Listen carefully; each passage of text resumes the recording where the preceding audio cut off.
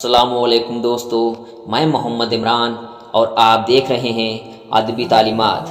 آج ہم بات کرنے والے ہیں دنیا کے ایک ایسے لعنتی شخص کے بارے میں جس پر اللہ کی لعنت ہے، تمام فرشتوں کی لعنت ہے، تمام مخلوقات کی لعنت ہے۔ اس دنیا میں سب سے بڑے ظالموں میں سے ایک یزید کی موت کا واقعہ کہ جب امام حسین رضی اللہ تعالیٰ عنہ کو شہید کر دیا گیا تو اس کے بعد یزید کا کیا انجام ہوا اور یزید کی موت کیسے ہوئی اور کس طرح سے اس کے کیے ظلموں کی سزا آخرت سے پہلے دنیا میں ہی مل گئی۔ محترم عزیز دوستوں، جب یزید ظالم نے نواسۂ رسول امام حسین رضی اللہ تعالیٰ عنہ کو شہید کروا دیا اور جب وہ ملعون یہ سوچتا تھا کہ اس ظلم کی وجہ سے عرب کے سارے لوگ میری بیعت کر لیں گے اور میرے سامنے جھکیں گے اور مجھے اپنا بادشاہ مان لیں گے، اور وہ ظالم یہی سوچتا تھا کہ کوئی بھی امام حسین کے بعد میرے خلاف آواز نہیں اٹھائے گا۔ لیکن جب یزید کی فوج رسول اللہ صلی اللہ علیہ وسلم کی خاندان کی بیٹیوں کو قید کر کے کوفہ اور شام کے بازاروں سے گزرنے لگی تو رسول اللہ صلی اللہ علیہ وسلم کے خاندان کی بیٹیوں کے خطبے سن سن کر لوگوں کے مردہ ضمیر جاگنے لگے اور پھر یزید ظالم کے خلاف بغاوت پیدا ہو گئی۔ ہر کوئی اب یہی سوچنے اور بولنے لگا کہ اسلام اللہ تبارک و تعالیٰ کا دین ہے، محمد مصطفیٰ صلی اللہ تعالیٰ علیہ وسلم اللہ کے رسول ہیں، اور یہ خاندان جس پر یزید بدبخت نے ظلم کیا ہے، یہ خاندان اللہ تعالیٰ کا سب سے محبوب خاندان ہے، اور جس نے اس خاندان کے ساتھ ظلم کیا اس کو بادشاہ کہنا سب سے برا کام ہے۔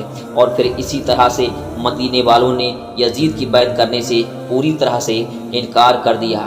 اس کے بعد یزید ظالم نے ایک اور شرمناک کام کیا، اس نے مدینہ شریف پر حملہ کر دیا۔ محترم عزیز دوستو، تاریخ نے لکھا ہے کہ 3 دن تک یزید ظالم کی فوج نے مسجد نبوی میں اپنے گھوڑوں کو باندھ کر اللہ تبارک و تعالیٰ کے گھر کی بے حرمتی کی، اور کچھ وقت بعد مکہ شریف سے یزید کے خلاف بغاوت بڑھنے لگی۔ اس کے بعد اس ظالم شخص نے خانہ کعبہ پر بھی حملہ کر دیا اور خانہ کعبہ کو آگ لگا دی۔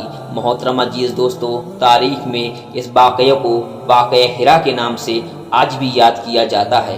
ہر کوئی یزید بدبخت سے نفرت کرنے لگا تھا، لیکن یہ ظالم جس کو بھی اپنے خلاف دیکھتا تھا اس کا سر قلم کروا دیتا تھا۔ لیکن اللہ تعالیٰ جب کسی ظالم کو سزا دیتا ہے تو کوئی کچھ نہیں کر سکتا۔ امام حسین رضی اللہ تعالیٰ عنہ اور ان کے خاندان پر ظلم کرنے کے بعد اللہ تعالیٰ نے یزید کو ایک ایسی بیماری میں مبتلا کر دیا۔ یزید کو ایک ایسی بیماری ہو گئی تھی جس سے اس کی آنتیں چلنے لگی تھیں۔ وہاں کے سارے بڑے سے بڑے حکیم پریشان ہونے لگے تھے کہ یہ کیسی بدترین بیماری ہے کہ یزید کا پیٹ اندر سے اپنے آپ ہی ختم ہو رہا ہے، پیٹ اندر ہی اندر سڑ رہا ہے، اور اس بیماری میں یزید کو اتنی زیادہ پیاس لگتی تھی کہ یہ بدبخت پانی کے لیے تڑپتا تھا، لیکن جب اسے پانی پلایا جاتا تو یہی پانی اس کے پیٹ کو جلاتا تھا۔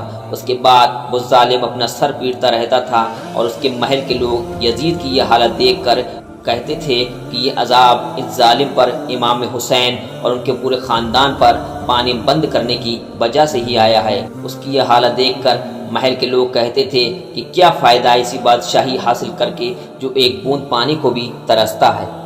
ایک دن یزید نے اپنی اس بیماری کی حالت اپنے بیٹے معاویہ کو بلوایا اور اپنے بیٹے معاویہ سے کہنے لگا، بیٹا یہ بیماری میری جان لے کر ہی چھوڑے گی۔ اے میرے بیٹے، میرے بعد تم کو ہی بادشاہ بننا ہے، تم ہی اس تخت کے مالک بنو گے۔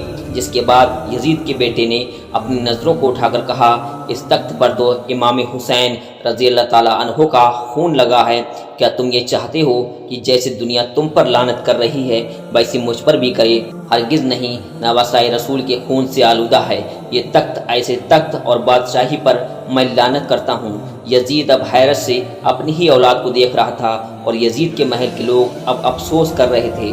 دوستو آپ کو بتا دوں، اس سمے جب یزید کو یہ بیماری ہوئی تھی تو یزید کے سامنے بڑے سے بڑے نشے کی چیز لائی جاتی تھی تاکہ یزید پوری طرح سے نشے میں رہے اور اس کے درد کسی بھی طرح محسوس نہ ہو اور وہ پیاس کی وجہ سے تڑپے نہیں۔ ایسے ہی نشے کی حالت میں ایک دن یزید اپنے سپاہیوں کے ساتھ جنگل میں شکار کے لیے گیا۔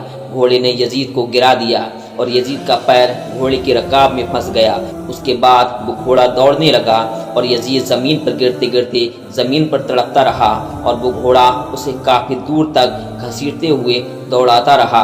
تبھی اچانک اس کا سر ایک پتھر سے ٹکرا گیا، لیکن اس کے باوجود بھی وہ گھوڑا رکا نہیں، یہاں تک کہ یزید ملعون کا پورا جسم زخمی ہو گیا۔ اور جب وہ گھوڑا رکا تو یزید کی فوج نے دیکھا کہ یزید کی موت ہو چکی ہے، اور اس کی فوج نے یزید کی لاش کو دیکھا تو وہ فوج خود کہنے لگی امام حسین رضی اللہ تعالیٰ عنہ کے قتل کی یہی سزا ہے۔ اس طرح سے یزید کی موت ہوئی، جسے دنیا میں تو سزا ملی ہی، آخرت میں بھی ملے گی، اور اس کے بعد ظالم یزید کو ملک شام میں دفن کر دیا گیا۔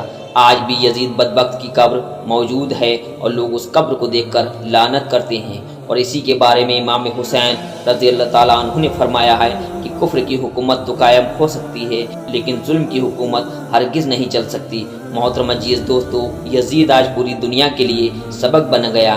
اس زمین پر اگر کوئی شخص ظلم کرے گا تو اللہ تبارک و تعالیٰ اس کا نام و نشان مٹا دے گا، دنیا سے ختم کر دے گا۔